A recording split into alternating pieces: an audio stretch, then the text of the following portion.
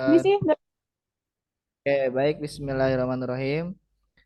Rabbi shrah li sadri wa yassir li amri wahlul 'uqdatam min lisani yafqahu qawli. Bismillahirrahmanirrahim. Puji dan syukur marilah kita panjatkan kehadirat Allah Subhanahu wa taala dan salawat serta salam marilah kita junjung kepada Nabi besar Muhammad sallallahu alaihi wasallam. Baik, untuk mempersingkat waktu, izinkan saya untuk memperkenalkan diri sebagai moderator dan juga teman saya sebagai membaca materi. Saya sendiri bernama Muhammad Rizky Faizal Mukhtar dan teman saya yaitu Yanti Vindadari. Baik, langsung saja ke materi yang pertama saya akan sampaikan. Next slide. Dalam presentasi ini kami akan mempresentasikan yaitu tugas kelompok menerjemahkan buku. Kami mendapatkan bagian ke-9 yang berjudul Perspektif Baru pada Andragogi. Oke, baik. Dalam kesempatan ini saya akan menjelaskan bagian 9 tentang perspektif baru pada andragogi.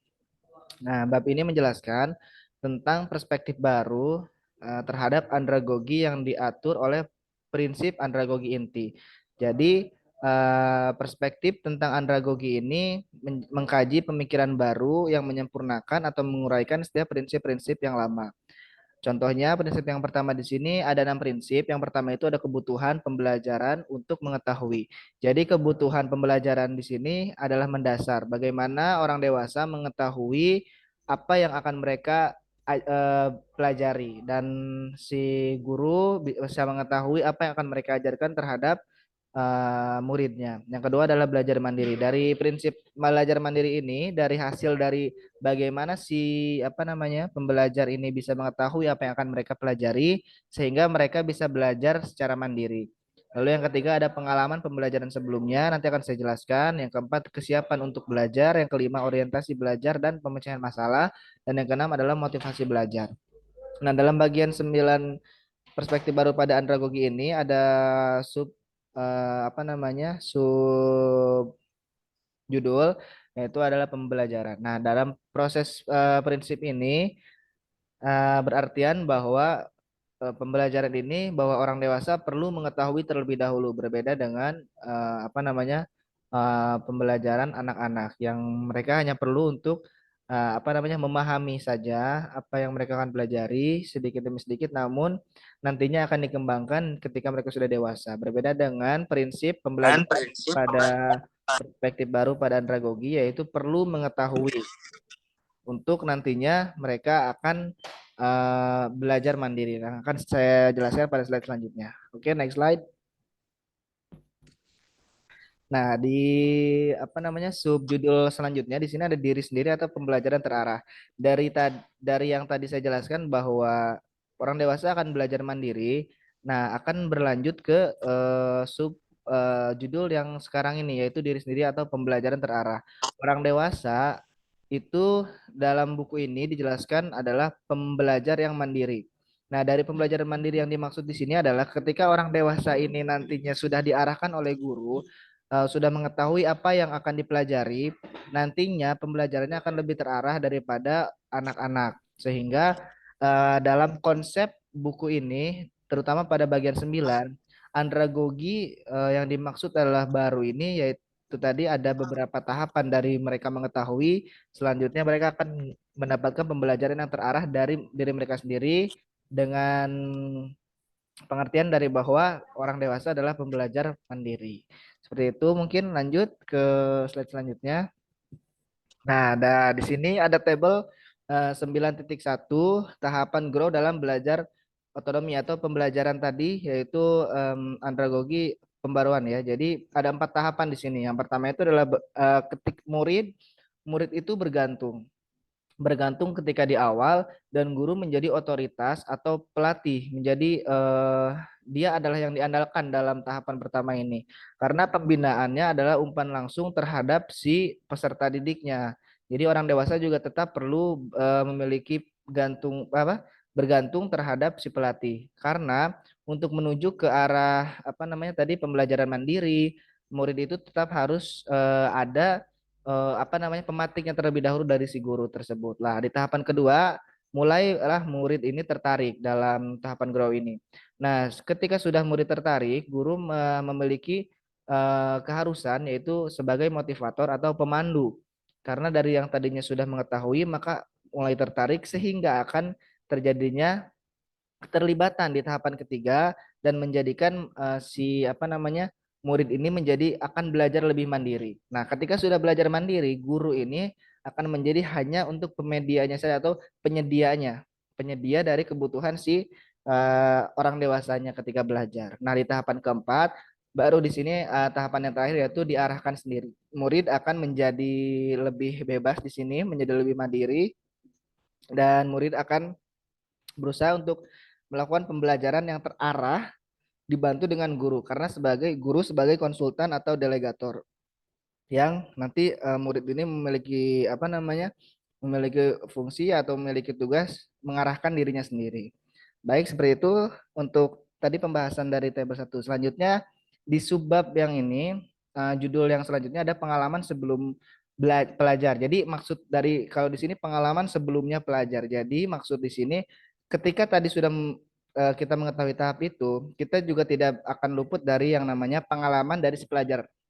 Nah, jadi ketika kita sudah mengetahui tahapannya, kita tetap harus melihat pengalaman si pelajarnya terlebih dahulu sebelum kita ke tahap yang selanjutnya. Karena orang dewasa ini akan lebih cenderung memahami, lebih cepat tertarik ketika dia sudah memang pernah memiliki pengalaman di pelajaran yang sebelumnya atau dia sudah pernah mempelajari itu sebelumnya sehingga nantinya akan lebih mudah ketika ia akan belajar mandiri.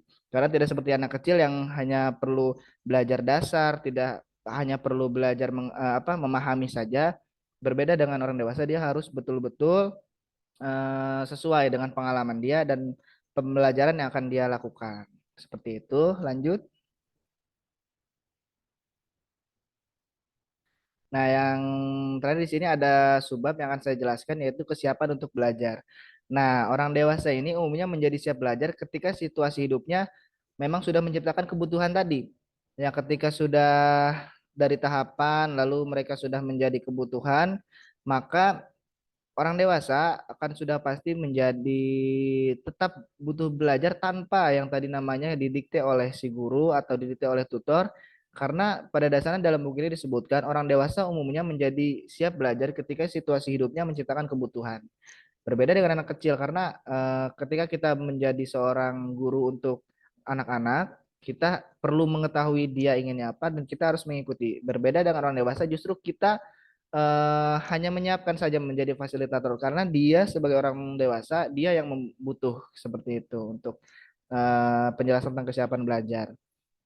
Jadi pada dasarnya empat tahapan ini membutuhkan langkah demi langkah dan saling berkesinambungan seperti itu. Mungkin seperti itu yang bisa saya sampaikan. Saya langsung berikan kepada Saudara Vinda untuk menjelaskan materi selanjutnya. Saya persilahkan. Baik, terima kasih kepada Saudara Rizky. Di sini saya akan menjelaskan tentang orientasi belajar dan masalah soft link. Pelatihan on the job terstruktur memiliki muncul sebagai metode inti sistematis memanfaatkan nilai pengalaman belajar dalam organisasi dan sebagai alat untuk lebih mengembangkan karyawan baru secara efektif melalui penggunaan yang berpengalaman dengan rekan kerjanya. Pendekatan pembelajaran pengalaman memiliki manfaat ganda menarik bagi basis pengalaman belajar dewasa serta meningkatkan kemampuan perubahan kinerja setelahnya pelatihannya. Tampaknya, banyak dominan pembelajaran orang dewasa akan mendapatkan manfaat dengan cara yang sama. Slide selanjutnya, ada motivasi belajar.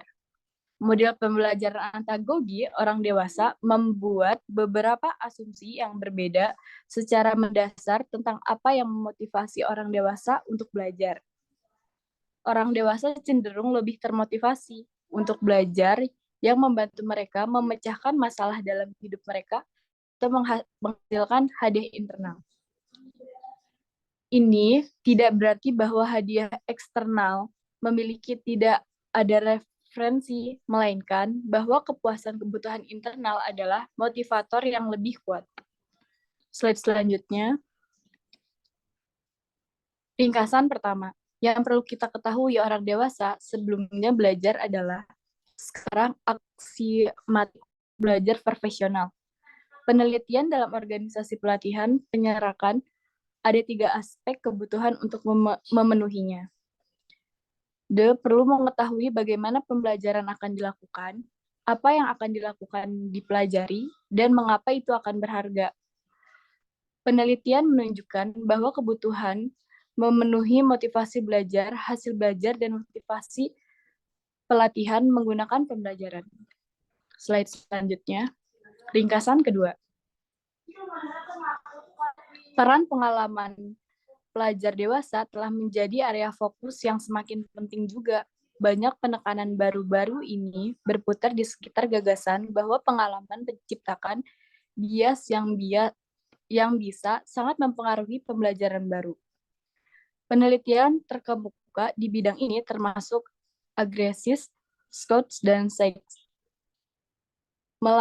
Pembelajaran sebagai pembelajaran putaran tunggal atau ganda menulis tentang kualitasnya dan penelitian mengutasi kecenderungan alami untuk menolak yang baru belajar yang menantang skema mental yang ada yang dihasilkan dari sebelum pengalaman. Pada pengetahuan dalam tindakan refleksi dalam tindakan menyimpulkan bahwa partisi yang paling efektif dalam pembelajaran adalah mereka yang berhasil dan pembelajaran. Baik, terima kasih. Saya kembalikan kepada Saudara Rizky. Oke, baik. Terima kasih atas penjelasannya kepada Saudari Vinda. Dan mungkin seperti itu yang bisa kami sampaikan. Kurang lebihnya mohon maaf dari saya sebagai moderator dan juga Vinda sebagai pemberi materi. Saya ucapkan terima kasih atas segala kekurangannya. Saya mohon maaf. Sekian wabillahi taufiq wal hidayah. Wassalamualaikum warahmatullahi wabarakatuh.